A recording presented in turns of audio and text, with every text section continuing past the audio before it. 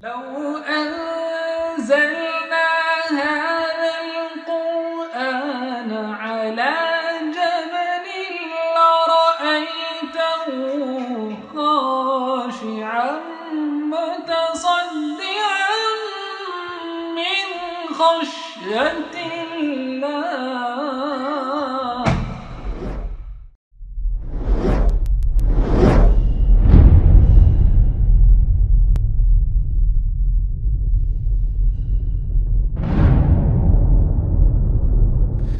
الحمدللہ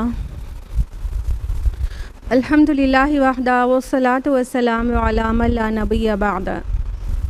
واعوذ باللہ من الشیطان الرجیم. بسم اللہ الرحمن الرحیم. شہر رمضان الذی انزل فیہ القرآن ھدی للناس وبینات من الھدی والفرقان. بسم اللہ الرحمن الرحیم. رب اشرح لی صدری ویسر لی امری واحلل عقدۃ من لسانی یفقہوا قولی.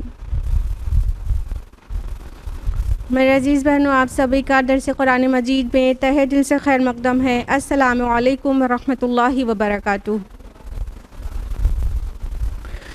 اللہ رب العالمین کی ذات بابرکات سے امید ہے کہ آپ سب بخیر و عافیت ہوں گے. الحمدللہ. اللہ تعالیٰ آپ کو اچھا رکھے، ہدایت اور صراط مستقیم پر رکھے اور دنیا اور آخرت دونوں میں بلندی اور کامیابی عطا کرے. آمین.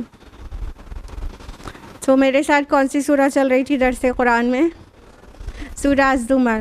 اور لاسٹ ٹائم تک ہم لوگوں نے کہاں تک تفصیل سے جانا تھا؟ جی بالکل، آیت نمبر 53 تک ہم لوگ تفصیل سے ڈسکس کر چکے تھے، اور آج آیت نمبر 54 آنورڈز ہم لوگ ڈیٹیل میں جانیں گے انشاءاللہ. سو آیت نمبر 53 بہت امپورٹنٹ آیت ہے، اور اس میں ایک بہت بڑی ہوپ دی گئی ہے کہ چاہے جتنا بھی گناہ کیا ہو لیکن اللہ کی رحمت سے مایوس نہیں ہونا ہے، اور اللہ تعالیٰ سب کے سب گناہ بخش دیتا ہے. تو ہم نے کچھ احادیث وغیرہ کے حوالے سے بھی آپ کو بتایا تھا کہ اللہ تعالیٰ توبہ اور استغفار کو کتنا پسند کرتے ہیں. سو لیٹس بگن ود آیت نمبر 54. اعوذ باللہ من الشیطان الرجیم. بسم اللہ الرحمن الرحیم. وَأَنِیبُوا إِلَىٰ رَبِّکُمْ وَأَسْلِمُوا لَهُ. پلٹ آؤ اپنے رب کی طرف، مطیع فرما بردار بن جاؤ اس کے. من قبل ان یأتیکم العذاب ثم لا تنصرون. اس کے پہلے کہ تم پر کوئی عذاب آ جائے اور پھر کہیں سے تمہیں مدد نہ مل سکے. دیکھیے، چونکہ پچھلی آیت میں ایک ہوپ دی گئی ہے کہ اللہ کی رحمت سے مایوس نہیں ہونا ہے، اللہ تعالیٰ کل کے کل گناہ بخش دیتا ہے. لیکن سچی توبہ تو یہی ہوتی ہے نا جس میں اپنے اعمال کی بھی اصلاح کر لی جائے.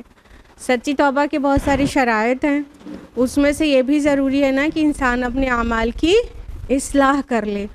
تو جو یہاں پہ کہا جا رہا ہے وَأَنِیبُوا إِلَىٰ رَبِّکُمْ وَأَسْلِمُوا لَهُ، تو اس کا مطلب یہ ہوا کہ پلٹنا ہے اپنے رب کی طرف اور فرما بردار ہو جانا ہے اس کا. کہنے کا مطلب اپنے اعمال سنوار لینا ہے. دیکھیے، گناہ کرنا اتنا بڑا میٹر نہیں ہے، لیکن گناہ کر کے توبہ استغفار نہ کرنا یہ بڑا میٹر ہے. اور توبہ استغفار ہو اور سچا نہ ہو اور اپنے اعمال کی اصلاح نہ کی جائے، یہ توبہ کی جھوٹی تسلی ہو گئی کہ ہم نے توبہ کر لیا. سچی توبہ اور استغفار یہ ہوتا ہے کہ انسان اپنے اعمال کو سنوار لیتا ہے. اور یہ الگ بات ہے کہ پھر سے کوتاہی ہو جائے گی، پھر سے بشری کمزوری غالب آ جائے گی، پھر سے غلطی ہوگی، پھر سے توبہ کرنا ہے. لیکن جس وقت توبہ کرنا ہے اس وقت یہ طے کرنا ہے کہ اب آئندہ اس کو ریپیٹ نہیں کریں گے. اور ماحول کا بہت زیادہ اثر پڑتا ہے اعمال کو کرنے میں، تو اس لیے اچھا ماحول لینا بہت ضروری ہے. جب آپ اچھے ماحول میں ہوں گے نا تبھی نیک اعمال کرنا آسان رہے گا. لیکن اگر بہت ہی غفلت بھرے ماحول میں رہیں گے تو پھر نیک اعمال کرنا آسان نہیں رہے گا. اس لیے انسان کو اگر کسی بڑی چیز سے توبہ کر رہا ہے وہ تو اس کو اپنا ماحول بھی بدلنا چاہیے، نیک لوگوں کے ساتھ اٹھنا بیٹھنا چاہیے. یہاں پہ دو الفاظ ہیں، انیبو بھی آیا ہے، اسلمو بھی آیا ہے. تو انابت بھی چاہیے، اس کا تعلق دل سے ہے. آپ کو اس سورہ میں اس سے پہلے بھی کئی بار ایکسپلین کیا جا چکا ہے، انابت بھی پلٹنے کو کہتے ہیں. تو دل سے پلٹنے کو انابت یہاں پہ سمجھ لیجئے کہ اپنے رب کی طرف دل سے پلٹو. اور اسلموا لہ جو کہا گیا تو مطلب اس کے آگے سرنڈر ہو جاؤ عمل سے، مطیع فرما بردار ہو جاؤ عمل سے. تو دل سے بھی پلٹنا ہے اللہ کی طرف توبہ کرنے کے بعد، اور عمل سے بھی پلٹنا ہے. بغیر عمل کو صحیح کرے توبہ سچی کہاں ہوئی؟ اور جو یہ دھمکی دی گئی ہے وہ بہت بڑی بات ہے. اس سے پہلے کہ تم پر عذاب آ جائے، یعنی تمہاری اپنی کوتاہیوں اور غلطیوں اور گناہوں کا تم پر عذاب پڑ جائے، اور ثم لا تنصرون، اور تمہیں مدد نہ مل سکے. تو انسان جب غلطیاں کرتا ہے، گناہ کرتا ہے، تو وہ اسے لے ڈوبتی ہیں. تو اس عذاب سے ڈرایا گیا ہے. بعض مفسرون کے نزدیک نبی صلی اللہ علیہ وسلم کی نافرمانی کرنے کا عذاب ہے یہ، کہ اس سے پہلے کہ تم پر عذاب آ جائے پھر تم کو مدد نہ ملے. اللہ کے نافرمانوں کو، اللہ کے رسول اور رسولوں کے نافرمانوں کو کہیں سے مدد نہیں دی جاتی. مدد کل کی کل اللہ کے ہاتھ ہے. اگلی آیت ہے وَاتَّبِعُوا أَحْسَنَ مَا أُنزِلَ إِلَيْكُم مِّن رَّبِّكُم مِّن قَبْلِ أَن يَأْتِيَكُمُ الْعَذَابُ بَغْتَةً وَأَنتُمْ لَا تَشْعُرُونَ.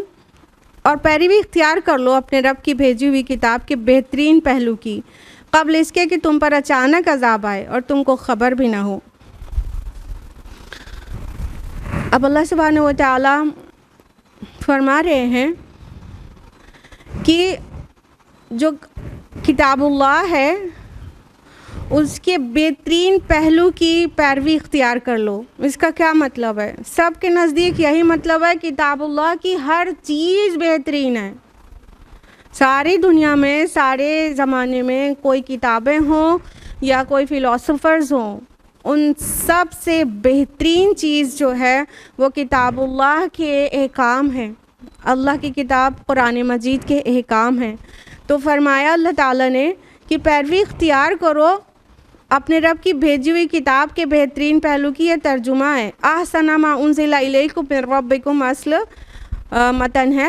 تو احسن ہاں سپرلیٹو ڈگری ہے، سب سے اچھا، بہترین. تو اللہ تعالیٰ نے اپنی کتاب میں ہر ایک چیز کا بیسٹ مینشن کیا ہے. اگر اس کی پیروی کی گئی تب تو ٹھیک ہے، نہیں تو پھر سے ڈبل دھمکی ہے. پیچھے کی آیت میں بھی، اس آیت میں بھی پھر سے کہ کہیں ایسا ہونا تم پر اچانک عذاب آ جائے. پچھلی آیت میں بھی ہے کہ ان یاتیکم العذاب لا تنصرون، اور اس آیت میں ان یاتیکم العذاب بغتۃ. ایک چیز کا اضافہ ہے بغتۃ کا، اور وہ ہے مطلب ہے اچانک. تو اچانک تم پر عذاب آ جائے اور تم کو خبر بھی نہ ہو.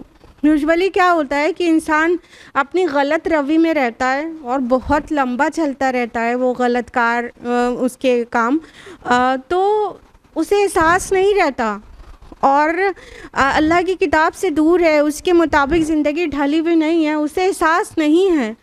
تو اگر احساس نہیں ہے تو پھر جو بھی عذاب آئے گا موت ہی عذاب بن کر آ جائے گی. تو موت آ جائے گی تو پھر اچانک ہو جائے گا نا. اور اچانک والی چیز کیوں بری ہوتی ہے؟ کیونکہ اس میں کوئی مینٹل پریپریشن نہیں ہوتی، کسی اور قسم کی تیاری نہیں ہو سکتی، تو وہ اچانک والی چیز اس لیے بری ہوتی ہے. تو یہ اچانک عذاب، غفلت میں اگر رہے گا انسان تو پھر اچانک جو عذاب آئے گا وہ اچانک ہی والا ہوگا نا. تو پھر اللہ تعالیٰ کہہ رہے ہیں کہ وَأَنْتُمْ لَا تَشْعُرُونَ، اور تمہیں خبر بھی نہ ہو کہ کب اچانک سے عذاب آ گیا. یعنی انسان کی موت ہی سر پہ آ جائے گی تو اس کی آنکھ کھلے گی کہاں پر؟ جو یوم آخرت ہے وہاں پر. تب اس کے پاس کرنے کے لیے کچھ بھی نہیں ہوگا. اس لیے انسان کو چاہیے کہ اپنی زندگی کتاب اللہ کے مطابق ڈھال لے. اس کی ہر چیز بیسٹ ہے، کوئی بھی چیز، اس کی نصیحت بیسٹ ہے، اس کے احکام بیسٹ ہے، اس کے نواہی بیسٹ ہیں. اس سے بہتر کا ممکن ہی نہیں ہے. وہ اللہ کی کتاب ہے. اس لیے قرآن مجید کے ساتھ جڑے رہنا اور اس کے تمام احکام کو مان لینا، تمام نواہی سے اپنے کو بچائے رکھنا، یہی عقل مندی ہے. نہیں تو اگر کتاب اللہ سے غفلت میں رہے تو جو موت ہے، یا تو موت یا تو کوئی اور عذاب کب آ کے گھیر لے گا، انسان کو ہوش ہی نہیں رہے گا اور پھر بہت دیر ہو چکی رہے گی. ان تقول نفس یا حسرتا علی ما فرطت فی جنب اللہ، کہیں ایسا نہ ہو کہ بعد میں کوئی شخص کہے ہائے افسوس میری اس تقصیر پر جو میں نے اللہ کی جناب میں کی، وَإِن كُنتُ لَمِنَ السَّاخِرِينَ، بلکہ میں تو الٹا مذاق اڑانے والوں میں شامل رہا۔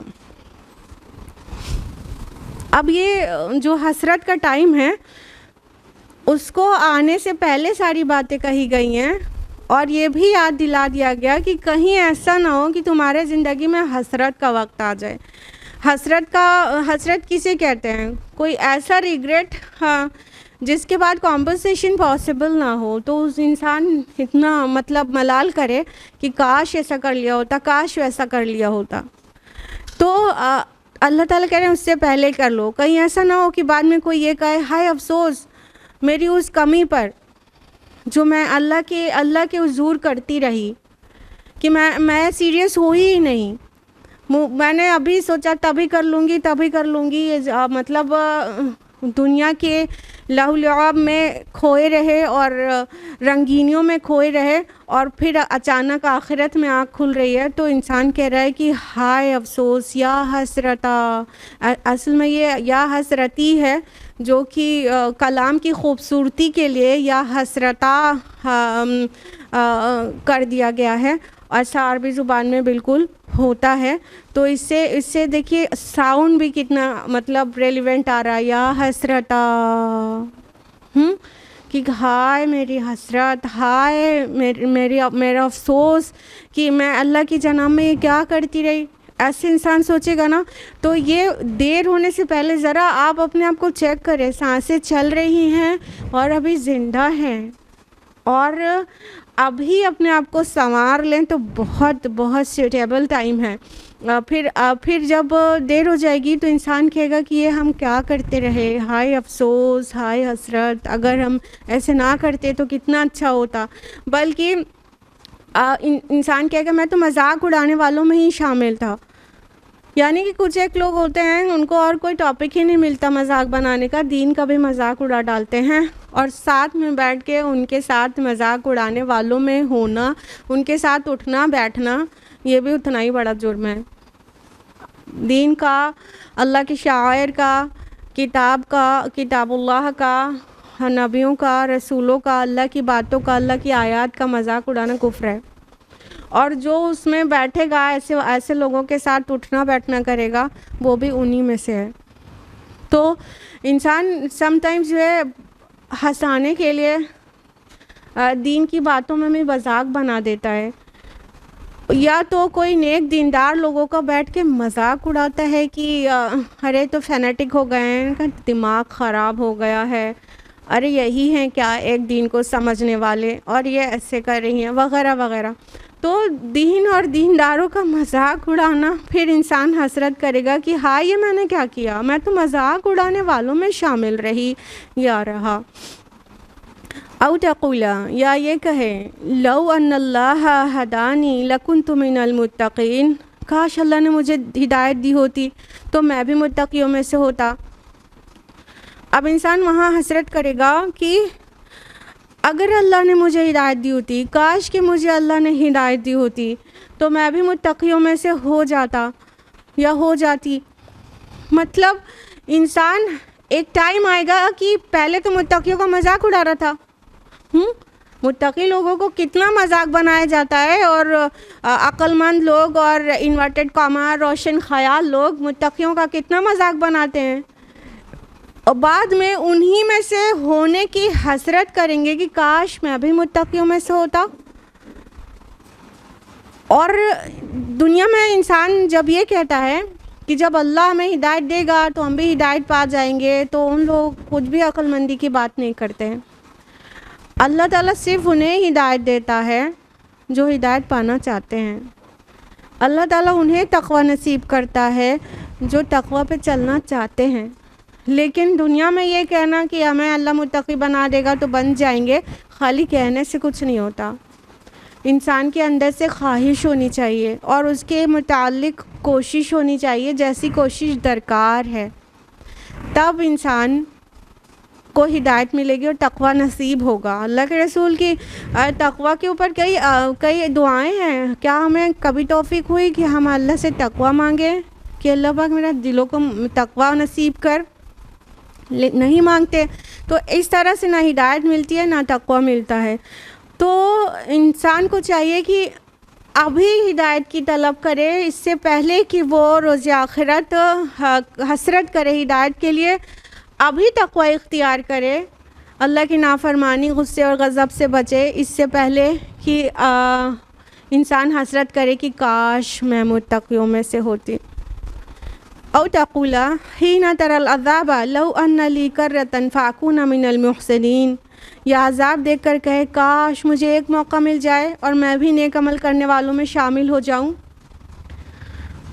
تو یہ بھی ہو سکتا ہے، مطلب اللہ تعالیٰ نے پورا سین اسکیچ کر دیا ہے، جیسے آپ کسی اسکرین پر دیکھ رہے ہیں سب کچھ، کہ مطلب عذاب کے وقت انسان کہے کہ کاش مجھے ایک موقع مل جائے۔ روز قیامت انسان کہے گا اللہ پاک ایک بار ہمیں واپس جانے دے دیجئے، ایک بار واپس جانے دیجئے دنیا میں، اب کی بار میں نیک اعمال کروں گا۔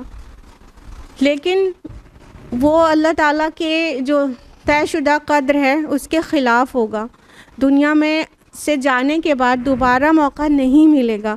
تو انسان کو چاہیے کہ ابھی دیکھے کہ ایک موقع مانگے گا، وہ دنیا میں بتایا جا چکا، کتاب اللہ میں پڑھ رہا ہے، سن رہا ہے کہ یہ ہونے والا ہے، کہ انسان کہے گا کہ کاش مجھے ایک بار جانے کو مل جائے تو محسنین میں سے ہو جائیں۔ یہ بھی نہیں کہا کہ مسلمین میں سے ہو جائیں، مومنین میں سے، محسنین میں سے ہو جائیں، مطلب ٹاپ ڈگری کا جو ہے وہ نیکی کر کے آئیں گے، اب کی بار ٹاپ سے ذرا سی بھی کم نہیں کریں گے، ایک دم ٹاپ لیول کے لوگوں میں ہو جائیں گے، اچھے کام کرنے والوں میں، محسنین میں شامل ہو جائیں گے۔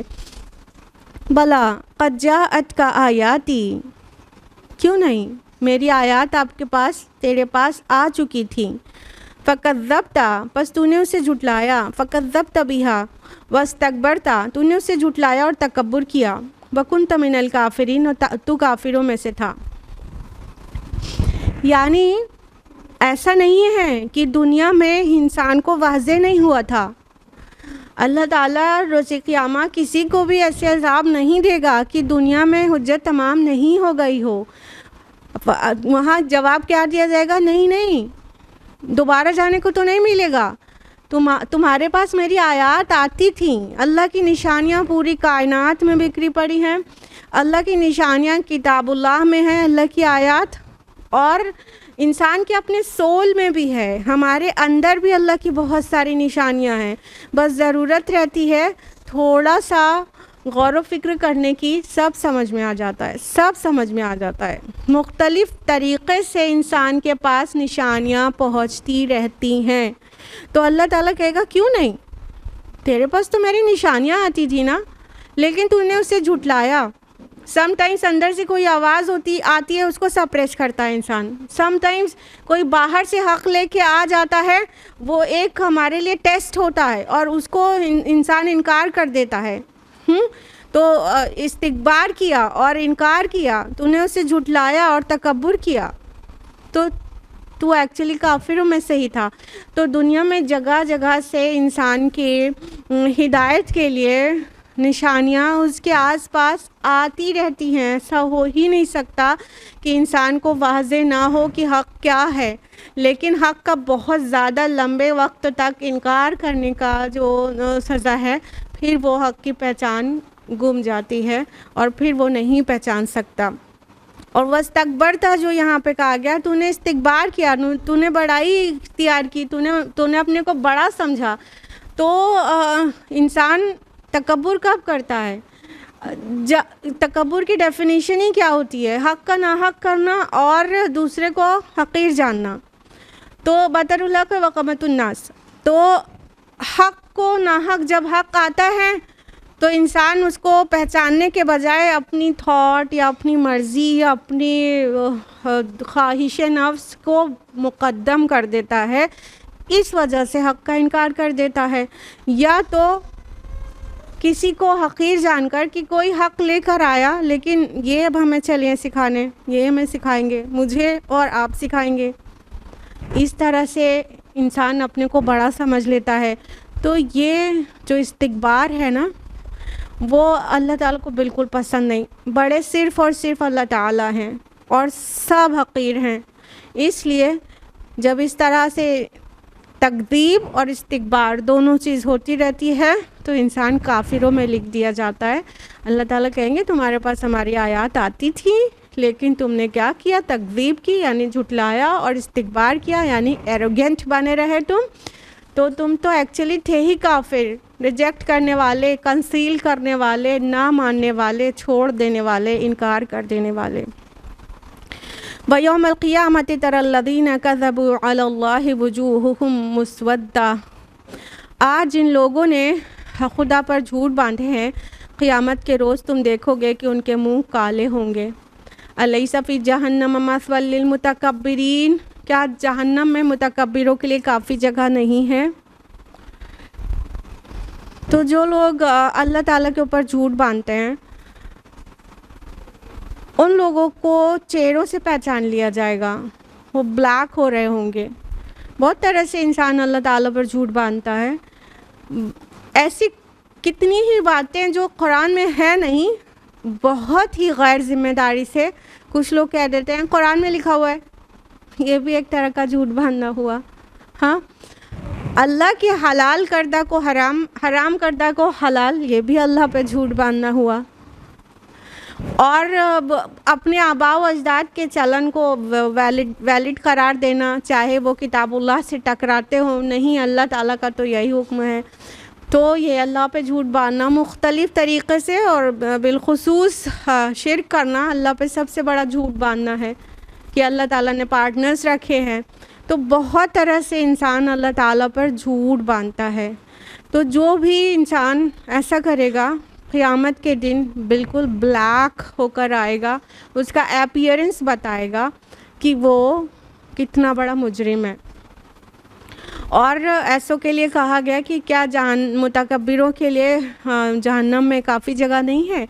یہ کویشچن مارک ہے، لیکن ظاہر بات ہے، جواب واضح ہے کہ بالکل ایسے لوگوں کی جگہ جہنم ہی ہونا چاہیے، اور بہت کافی جگہ ہے اور سوٹیبل جگہ ہے. اللہم لا تجعلنا منہم، اللہم لا تجعلنا من المتکبرین، آمین. وَيُنَجِّي اللَّهُ الَّذِينَ اتَّقَوْا بِمَفَازَتِهِمْ لَا يَمَسُّهُمُ السُّوءُ وَلَا هُمْ يَحْزَنُونَ. اس کے برعکس جن لوگوں نے یہاں تقوی اختیار کیا ہے ان کے اسباب کامیابی کی وجہ سے اللہ ان کو نجات دے گا، اور نہ ہی ان کو کوئی تکلیف پہنچے گی اور نہ ہی وہ غمگین ہوں گے. اب ظاہر ہے سائملٹینیس کنٹراسٹ کہ کچھ لوگ تو بہت ہی متقی ہوتے ہیں اور زندگی گزارتے ہیں اللہ تعالیٰ کے بتائے طریقے پر، اللہ کی کتاب کے اکارڈنگ ان کے جو جینے کا طریقہ ہوتا ہے وہ ہوتا ہے، اور وہ تقوی اختیار کرتے ہیں. تقوی کا معنی ٹائم ٹو ٹائم آپ کو بتایا جاتا رہا ہوگا. آئی ہوپ کہ سب کو پتہ ہے کہ زندگی اس طریقے پر گزارنا کہ کوئی ہمیں دیکھ رہا ہے، اللہ تعالیٰ دیکھ رہے ہیں، اور وہ ناراض نہ ہو جائیں. اللہ کی ناراضگی سے بچ کر زندگی گزارنا بہت ہی احتیاط کے ساتھ، یہ تقوی کہلاتا ہے. تو فرمایا کہ جن لوگوں نے تقوی اختیار کیا ہے تو ان کو اللہ تعالیٰ کامیاب کریں گے نا، ان کو نجات دیں گے نا، ان کو آخرت میں فلاح ملے گی. اور فرمایا کہ ان کو کسی طرح کا غم اور رنج نہ پہنچے گا، کوئی تکلیف بھی انہیں نہیں پہنچے گی، کوئی برائی انہیں نہیں پہنچے گی، اور نہ ہی وہ غمگین ہوں گے. یہ بلیک جو فیس والے لوگ ہوں گے وہ ظاہر ہے کہ اس قدر غمگین ہوں گے. پیچھے حسرت کی ایک پورا اسکیچ کھینچ دیا گیا اور بتا دیا گیا کہ کس طرح مطلب یا حسرتا کہیں گے کہ آئے میری حسرت، ہاں کاش میں نے ایسا نہ کیا ہوتا، کاش ویسا نہ کیا ہوتا. تو وہ غم میں ایک دم چور ہوں گے، ان کے چہرے کالے ہوں گے. دوسری طرف جنہوں نے تقوی اختیار کیا وہ کسی بھی غم سے، حزن سے اور کسی تکلیف سے بالکل پاک ہوں گے اور بہت ہی سکون میں ہوں گے وہاں پر.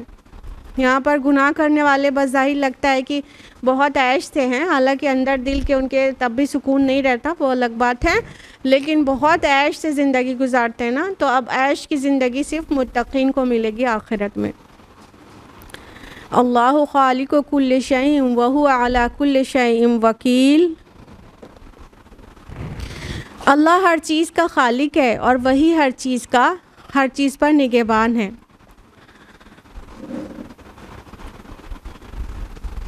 فرمایا کہ اللہ تعالیٰ ہر چیز کا خالق ہے، مطلب خالق اور مالک اور پروردگار وہی ہے، اور وہی ہر چیز پر نگہبان ہے، وکیل بھی وہی ہے. تو ہونا کیا چاہیے کہ مطلب ہم کو پیدا اللہ تعالیٰ نے کیا ہے، اور کل شیء جب کہہ دیا جائے تو ہر چیز کا تو اس میں ہم تو بدرجہ اولا آ ہی گئے، ہم اس کے بندے ہیں، اور ہر ایک چیز پر نگہبان بھی ہے، ہر ایک چیز کا کارساز بھی وہی ہے. تو اللہ تعالیٰ کو ہم پہچانیں. سب سے بڑا مسئلہ یہی ہے کہ انسان اپنے رب کو پہچانتا نہیں ہے. اللہ تعالیٰ کے ساتھ شرک اور اللہ تعالیٰ کی نافرمانی کرنا، کبائر کا ارتکاب کرنا، یہ تب ہی ہو سکتا ہے جب انسان اپنے رب کی عظمت کو نہیں پہچانے. جو اپنے رب کی عظمت کو پہچانتا ہے وہ چاہے جتنا قابل ہو جائے، اور نہ جانے کتنی لائبریریز اس نے چاٹ رکھی ہوں، اور چاہے جتنا انٹلیکچوئل ہو جائے، چاہے جتنا بڑا سائنٹسٹ ہو جائے، یا کوئی بہت بڑا فلاسفر ہو جائے، بہت تھاٹ فل پرسن ہو جائے، اگر اپنے رب کو نہیں پہچانتا تو وہ جاہل ہے. اور اگر اپنے رب کو پہچانتا ہے تو پھر وہ یہ گناہ کر ہی نہیں سکتا جس کو شرک کہتے ہیں، اور ساتھ میں اللہ کی نافرمانی کرنا. ہل جائے گا انسان لٹرلی. سارے گناہ کبیرہ دنیا میں ہے اس لیے کہ ہم اپنے رب کو نہیں پہچانتے، تبھی اس کی نافرمانی کر رہے ہیں. موٹے طور پہ چیزیں پتہ رہتی ہیں، کیا کرنا ہے کیا نہیں کرنا ہے. سارے مسلمانوں کو پتہ ہے جھوٹ نہیں بولنا ہے، سچ بولنا ہے، جھوٹ بولنا برا ہے، سچ بولنا اچھا ہے. ساری دنیا کے مسلمانوں کو پتہ ہے کہ وعدہ کر کے نبھانا اچھا ہے، وعدہ خلافی کرنا برا ہے، دھوکہ دینا بہت ہی برا ہے. پھر بھی کر رہے ہیں، میجورٹی کر رہی ہے افسوس کے ساتھ. کیوں کر رہے ہیں؟ کیونکہ ان کو یاد ہی نہیں ہے کہ اللہ تعالیٰ انہیں دیکھ رہے ہیں، اور وہ پکڑ کے لیے بہت کافی ہیں. فوری پکڑ نہیں ہو رہی ہے تو اس کا یہ مطلب ہرگز نہیں کہ اللہ ہم سے عاجز ہیں معاذ اللہ، بلکہ اس کا مطلب یہ ہے کہ اللہ تعالیٰ چھوٹ دے رہے ہیں، اور جب پکڑ لیں گے نا تو کوئی بچانے والا اور کوئی مدد کرنے والا نہیں ہوگا. تو اللہ تعالیٰ کی کو صفات کے ساتھ کچھ بھی پہچانتا ہوتا انسان تو گناہوں کے راستے اس طرح سے کھولے نہیں رہتا. غلطیاں ہو جائیں گی، پہلے بھی کہا، خطائیں ہو جائیں گی، غلطیاں ہو جائیں گی، گناہ بھی ہو جائے گا، لیکن وہ بشری کمزوری میں ہونا چاہیے، پلان کر کے نہیں ہونا چاہیے. اور جب بشری کمزوری میں کوئی گناہ ہو جاتا ہے، راستے کھلے ہیں، توبہ کرو، استغفار کرو، اعمال کی اصلاح کرو، آگے بڑھو. غیر نبی کوئی بھی ایسے نہیں ہیں جن سے کوئی غلطی ہی نہ ہوئی ہو، سب سے ہوئی ہے. اور اللہ تعالیٰ کی یہ رحمت اور نعمت دیکھیے کہ اگر کوئی گناہ کرتا ہے اور اس کا احساس کر کے توبہ کرتا ہے تو اللہ تعالیٰ پہلے سے بھی زیادہ بلندی عطا کر دیتے ہیں، اس کو پہلے سے بھی ہائر پوزیشن پہ پہنچا دیتے ہیں. تو اللہ کے نظر میں وہ بندے بھی اچھے ہیں جو خطا کار ہیں، لیکن کیا ہے، خیر الخطائین توابون. گناہ کرنے والے وہ اچھے ہیں جو توبہ کر لیتے ہیں. تو گناہ کرنے والے بھی اچھے ہیں لیکن وہ توبہ کرتے ہوں. تو جب توبہ کرتے ہیں تو اللہ تعالیٰ کو پسند آتا ہے. آدم علیہ السلام سے غلطی ہوئی، انہوں نے معافی مانگی، اللہ تعالیٰ نے انہیں معاف بھی کیا اور نبی بھی بنا دیا، اور بلندی دے دی. جب بھی کوئی غلطی کرتا ہے اور سچا پلٹتا ہے، سچا پلٹتا ہے، انابت اختیار کرتا ہے، تو اللہ کو اور زیادہ پسند آ جاتا ہے. تو انسان اپنے رب کو پہچانے تو بار بار پلٹے گا اور اسی کا فرما بردار ہو جائے گا. جب ایسا ہو جائے گا تو آسان ہوگا ان گناہوں کے راستوں کو چھوڑنا. تو اپنے رب کو پہچانے. اللہ خالق کل شیء، اللہ ہر چیز کا خالق ہے. وہو علی کل شیء وکیل، اور وہی ہر چیز کا نگہبان ہے. تو اپنے رب کو پہچانے، اپنے خالق کو پہچانے. پیدا کرنے والا وہ ہے، نگہبانی کرنے والا وہ ہے. تم کہاں پھرے جاتے ہو؟ کس کی پیروی کرتے ہو؟ کس کی بات میں آ جاتے ہو جو اللہ کی نافرمانی کر دیتے ہو؟ لَهُ مَقَالِيدُ السَّمَاوَاتِ وَالْأَرْضِ وَالَّذِينَ كَفَرُوا بِآيَاتِ اللَّهِ أُولَئِكَ هُمُ الْخَاسِرُونَ. زمین اور آسمان کے خزانوں کی کنجیاں اسی کے پاس ہیں، اور جو لوگ اللہ کی آیات سے کفر کرتے ہیں وہی گھاٹے میں رہنے والے ہیں. فرمایا کہ زمین اور آسمان کے خزانے کی کنجیاں اس کے پاس ہیں، یعنی جب کل کا کل خزانہ اللہ کے ہاتھ ہے تو ہمیں کسی اور کو پلیز کرنے کی کیا ضرورت ہے، اور کسی اور کی پرستش کرنے کا کیا تک بنتا ہے. مکی سورہ ہے تو یہ شرک کا جواب ہے کہ انسان شرک کیوں کر رہا ہے. خالق بھی اللہ، وکیل بھی اللہ، اور آسمان اور زمین کے سارے خزانوں کا مالک بھی اللہ. تو یہ کفر اور شرک کہاں سے پیدا ہو گیا؟ کیسے ریشنل ہے، کیسے لاجیکل ہے کہ انسان کو یہ شرک کرے؟ کیسے پاسبل ہے کہ انسان شرک کو جسٹیفائی کرے؟ تو اللہ تعالیٰ فرماتے ہیں جو اللہ کی آیات کے ساتھ کفر کرتے ہیں نا، تو وہی لوگ نقصان اٹھانے والوں میں ہیں. تو اللہ کی جو بھی آیات ہمارے اراؤنڈ آئے، ہمیں چاہیے کہ اس پر غور و فکر کریں اور خاسرون میں سے نہ ہو جائیں. جو لوگ گھاٹے والے ہیں، جو لوگ لوزرز ہیں، ان میں سے نہ ہو جائیں. اللہ کی آیات سے فائدہ اٹھائیں. آگے فرمایا قل افغیر اللہ تامرونی اعبد ایھا الجاہلون. اے نبی صلی اللہ علیہ وسلم ان سے کہو تو کیا اے جاہلو تم اللہ کے سوا کسی اور کی بندگی کرنے کے لیے مجھ سے کہتے ہو؟ اب نبی صلی اللہ علیہ وسلم سے وہ بات دو ٹک کہہ دی گئی کہ آپ ان سے کہہ دیجئے، قل اے نبی کہہ دیجئے، افغیر اللہ تأمرونی، کیا میں اعبدو، کیا میں اللہ کو چھوڑ کر کسی اور کی بندگی کروں؟ ایھا الجاہلون، اے جاہلو.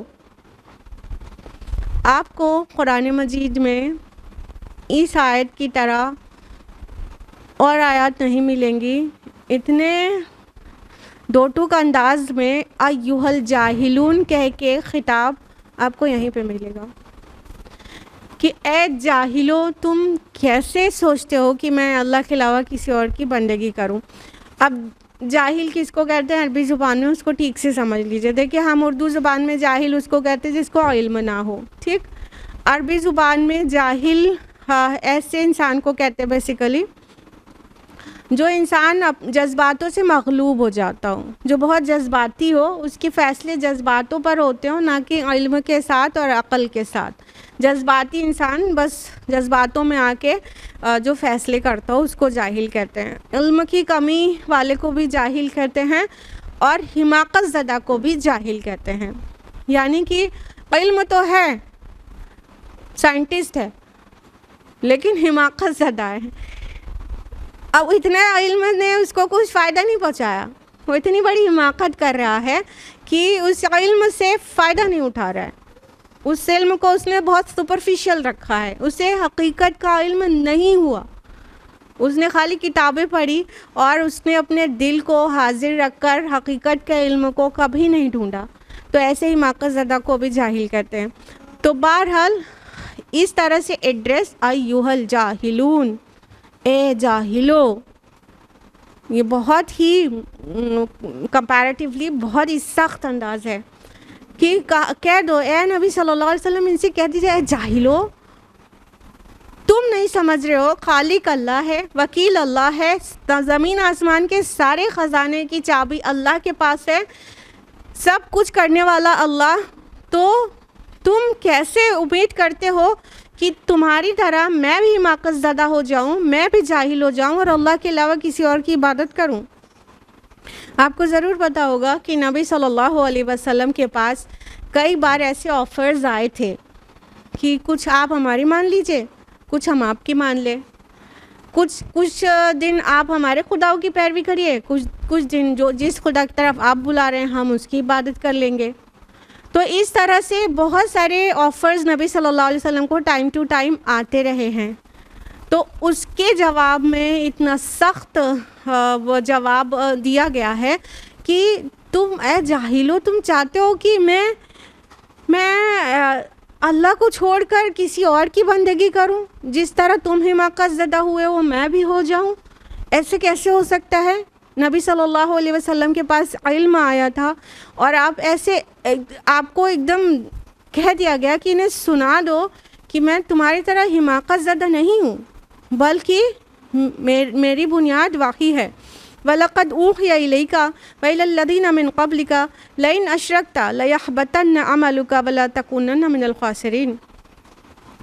تمہاری طرف اور تم سے پہلے گزرے ہوئے تمام انبیاء کی طرف یہ وحی بھیجی جا چکی ہے کہ اگر تم نے شرک کیا تو تمہارا عمل ضائع ہو جائے گا اور تم خسارے میں رہو گے۔ اب اللہ کے رسول صلی اللہ علیہ وسلم کو بظاہر ایڈریس کیا گیا ہے، تمہاری طرف یہ وحی کی گئی اور تم سے پہلے انبیاء کی طرف، لیکن اس کا ہرگز یہ مطلب نہیں ہے کہ نبی صلی اللہ علیہ وسلم سے شرک کا احتمال تھا۔ یہ سنایا گیا ہے تمام مشرکوں کو کہ اے نبی صلی اللہ علیہ وسلم ان سے کہہ دیجئے کہ گویا میں سب سے زیادہ بیلوڈ ہوں اللہ کا، لیکن اگر میں نے بھی شرک کیا تو میرے اعمال بھی بچنے والے نہیں ہیں۔ مطلب اس بات کی وضاحت میں یہ بات کہی گئی ہے، مطلب جسٹ ازمپشن ہے، ایسا ہرگز نہیں ہو سکتا تھا کہ نبی صلی اللہ علیہ وسلم سے شرک ہو جاتا یا ہوا اس وجہ سے یہ بات کہی گئی ہو، ایسا بالکل نہیں ہے۔ یہ شرک کی سنگینی کا بیان ہے اور اللہ کی جو سنت ہے مشرکین کے متعلق اس کی سیریسنس کا بیان ہے کہ اے نبی آپ کی طرف وحی کی گئی ہے اور تمام انبیاء کی طرف بھی وحی بھیجی جا چکی ہے۔ اگر ان میں سے کوئی نبی اور نبی صلی اللہ علیہ وسلم سے بھی شرک ہو جاتا، یعنی کہ سب سے بیلوڈ پیپل اللہ سبحانہ و تعالیٰ کے انبیاء ہیں اور یہاں پر رسول اللہ صلی اللہ علیہ وسلم کو خطاب ہے، تو مطلب یہ کہ نبی صلی اللہ علیہ وسلم تو سید المرسلین ہیں، تو تمام نبیوں کے سردار سے بھی اگر شرک ہو جائے تو بھی ان کے اعمال غارت ہو سکتے ہیں۔ یہ شرک کی سنگینی کا بیان ہے۔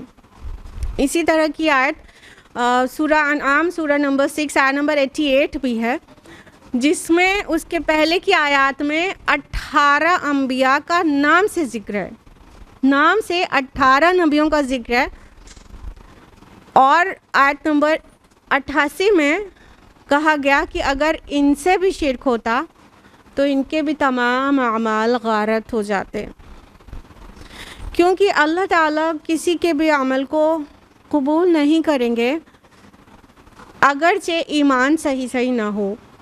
اور اصل میں ایمان کے بغیر، خصوصاً اللہ پر ایمان کے بغیر اور توحید کے بغیر کوئی عمل صالح ہونا کوالیفائی کرتا ہی نہیں ہے۔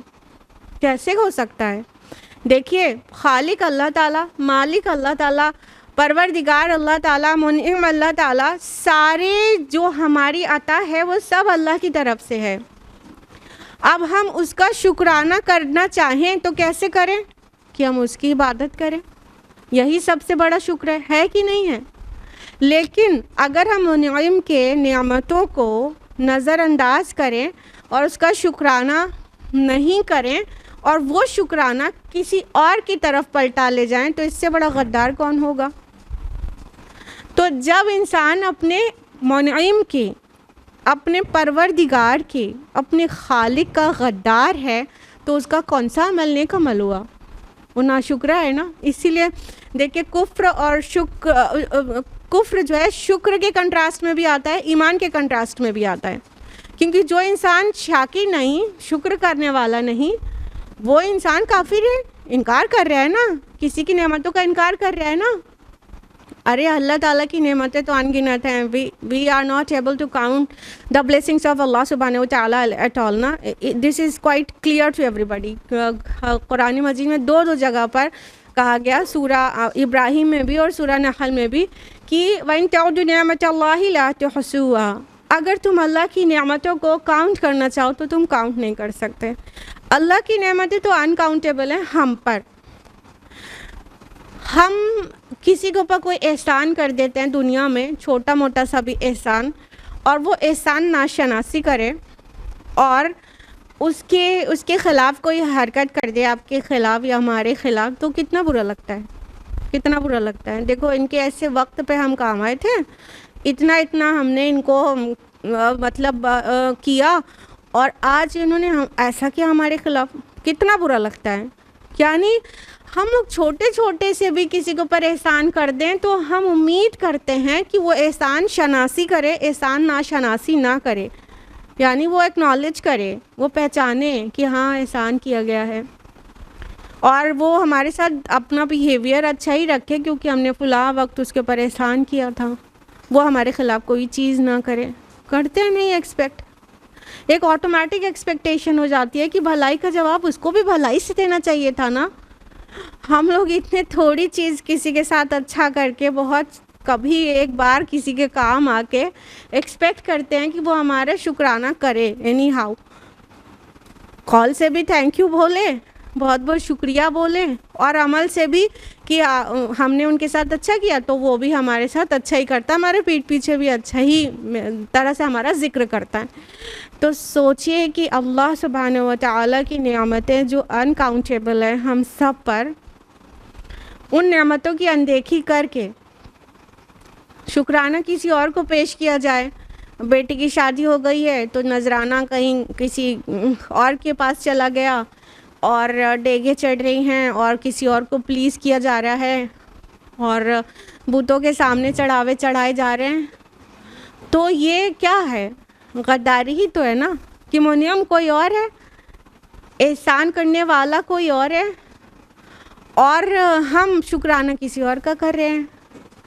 تو اسی لیے شرک بہت بڑی غداری ہے اور بہت بڑی احسان ناشناسی ہے اور کفر ہے. تو اللہ تعالیٰ شرک کی سنگینی کا بیان کرنے کے لیے بالفرض محال ایسا ہوتا فرما رہے ہیں کہ میرا سب سے بیلوڈ ہیومن بینگ یعنی نبی صلی اللہ علیہ وسلم، وہ بھی شرک کرتے تو ان کے بھی تمام اعمال غارت ہو جاتے. تو اس سے سنایا گیا ہے کہ کان کھول کر سن لو، تو جو بھی لوگ شرک کر رہے ہیں ان کے سارے اعمال غارت ہو جائیں گے، اور ہمیشہ مطلب وہ خسارہ اٹھانے والے ہی رہیں گے. اللہ نے پیدا کیا اور ہم اللہ سے پرابلمس بھی کر کے آئے ہیں، اور یہ کہہ کے آئے ہیں نا کہ جب پوچھا الستُ بربکم، کیا میں نہیں ہوں تمہارا رب؟ قالوا، تو سب نے کہا بلا شہیدنا، کیوں نہیں، ہم شہادت دیتے ہیں. سورہ اعراف سورہ نمبر 7 آیت نمبر 172. تو ہم یہ اللہ تعالیٰ کے ہاں یہ شہادت دے کے عالم ارواح میں آئے ہیں. جب اللہ تعالیٰ نے ہماری روحوں کو پیدا فرما دیا تھا اور پوچھا تھا کیا میں نہیں ہوں تمہارا رب، تو سب شہادت دے کے گواہی دے کے آئے ہیں کہ ہم گواہی دیتے ہیں آپ ہی ہمارے رب ہیں. ہم دنیا میں جا کے فقط آپ کی عبادت کریں گے اور آپ کے ساتھ کسی کو شریک نہیں کریں گے، اور آپ کو پہچانیں گے. یہ گواہی دے کر آ گئے ہیں. اور دنیا میں آ کے اگر کسی اور کیا شکرانہ کر رہے ہیں یا شرک کر رہے ہیں تو یہ سب سے بری بات ہے نا. تو اب ایسے میں کون سا نیک عمل ایسے غدار انسان کا نیک ہونا کوالیفائی ہوتا ہے؟ کچھ بھی نہیں ہوتا. اور جو بھی مشرکین دنیا میں جو بھی کوئی ان کے اندر اگر ویلیوز ہوتی ہیں، جو کہ ویلیوز کہنا بھی نہیں چاہیے لیکن چلیے فار سیک آف آرگیومنٹ کہہ بھی لیا کہ ایتھیکل ویلیوز ہوتی ہیں، کوئی مہمان نواز ہوتے ہیں، کوئی اور اچھے چیزیں کسی کی ہیلپ کر دیتے ہیں، تو اس کا بدلہ اللہ تعالیٰ دنیا میں ہی دے دیتے ہیں انہیں. آخرت میں اس کا کوئی بدلہ نہیں ملے گا. بل اللہ فاعبد وکم من الشاکرین. لہٰذا نبی صلی اللہ علیہ وسلم تم بس اللہ ہی کی بندگی کرو اور شکر گزار بندوں میں سے ہو جاؤ. یہ بھی اللہ تعالیٰ اپنے نبی کو ایڈریس کر رہے ہیں، اور یقیناً اللہ تعالیٰ کی ہی بندگی ہونی چاہیے، اور نبی صلی اللہ علیہ وسلم سب سے بڑھ کر موحد تھے. یہ انہیں سنایا جا رہا ہے کہ تم ان سے اعلان برات کر دو، تم ان مشرکین سے کہہ دو کہ تم ان کی بات ماننے والے نہیں ہو اور ان کے مطابق چلنے والے نہیں ہو، اور شکر گزار بندوں میں شامل ہو جاؤ. پیچھے تفصیل سے آ چکا کہ کس طرح سے اللہ کی عبادت کرنا ہی شکر گزاری ہے، اور اللہ کی عبادت میں کسی کو شریک کرنا، چاہے عبادات میں ہو، چاہے اختیارات میں ہو، چاہے حقوق میں ہو، چاہے اسماء و صفات میں ہو، سبھی شرک ہے. اللہ کے ساتھ کسی کو بھی شریک کرنا، تو اللہ کی خالص کر کے عبادت کرنا یہی صحیح شکر ہے. ابھی ہم نے آپ کو تفصیل سے بتایا کہ کس طرح یہ غداری ہے کہ اللہ کے ساتھ کسی اور کی عبادت کی جائے، تو اسی طرح یہ وفاداری ہے کہ اسی کی عبادت کی جائے جو منعم ہے، اس کی نعمتوں کو پہچانے انسان اور عبادت خالص اس کی کرے. اب دیکھیے فعبد جو کہا گیا، پس تم عبادت کرو، تو عبد کا کیا مطلب ہوتا ہے؟ غلام. عبادت کا کیا مطلب ہوتا ہے؟ مکمل فرمانبرداری محبت کے ساتھ. مارے باندھے کی اطاعت کو عبادت نہیں کہتے، مکمل فرمانبرداری بہت ہی محبت کے ساتھ، اور ہر وہ چیز کرنا جو اللہ کو پسند ہے، یہ عبادت کہلاتی ہے. اور عبادت ہرگز رکوع اور سجود تک محدود نہیں ہے. تو اللہ تعالیٰ فرما رہے ہیں کہ تم میری ہی بندگی کرو اور شکر گزار بندوں میں شامل ہو جاؤ. اگر پوری زندگی ہم نے اللہ تعالیٰ کے احکام کے مطابق ڈھالی اور نبی صلی اللہ علیہ وسلم کے طریقے پر ڈھالی، تو اس سے بڑا عملی شکر اور کیا ہو سکتا ہے؟ شکر قولی بھی ہوتا ہے، شکر قلبی بھی ہوتا ہے، شکر عملی بھی ہوتا ہے، اور تینوں ہی درکار رہتا ہے. آپ کو پتہ ہے قلبی شکر یہ ہے کہ آپ دل میں اللہ کو یاد کر رہے ہیں. قولی شکر یہ ہے کہ آپ کی زبان اللہ کو یاد کر رہی ہے، سبحان اللہ، الحمدللہ، اللہ اکبر، ماشاء اللہ، انشاءاللہ، آپ یہ سب بول رہے ہیں.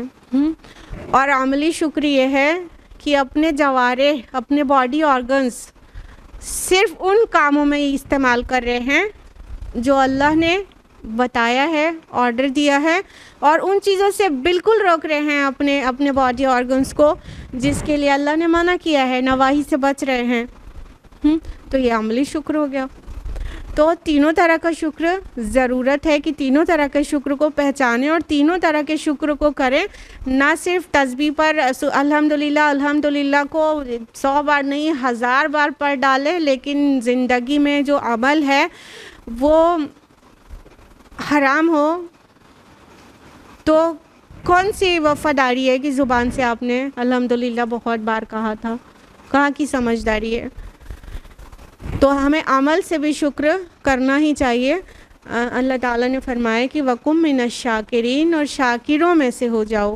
اور یہ شکر کرنا بہت بڑا سیکرٹ ہے جنت میں جانے کے لیے.